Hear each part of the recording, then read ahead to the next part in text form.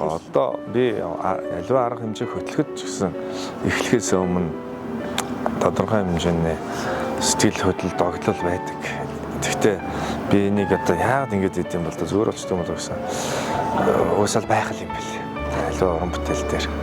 Тэгээд гарсан даруйдаа бол нэг зүйлийг боддог. Тэр нь юу вэ гэхээр гарсан үедээ бол байлдан дагуулах хэрэгтэй шүү гэж дотроо зорилго авдаг. Тухайн ойгоо өвжүжигчин өөрийнхөө тэгээд айцтайгаа цог гарч болохгүй. Айцаа тэмдүүлтэйгээд алхах хэрэгтэй л гэж манай багш нарт зааж ирсэн тоо.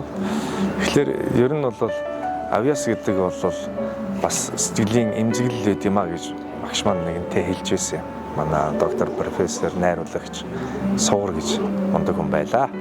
Тэгээд тэр багш маань одоо хэлж байсан. Би тэрийг ерөөсөй ойлгодгүй байсан. Эмзэглэлсний үндсэн дээрээс тухайн гарч байгаа тухайн одоо кинонд тоглож байгаа дөрүүдээ маш сайн бодож тэ эмзэглээд нь шүү дээ. Эмзэглэлийн үндсэн дээрээс дөрүүд сайн бүтдэг гэж л хэлж ирсэн юм байна л да. Яавал сайн болох уу гэж бодоод байна шүү дээ эмзэглээд л. Тэр болгондоо л одоо ингээд тухайн дүрээ амьдруулж тухайн дүрийнхаа төлөө санаа зовж байх ёстой шүү нөхөр минь гэж хэлж ирснийг л одоо ойлгож байгаа юм тий.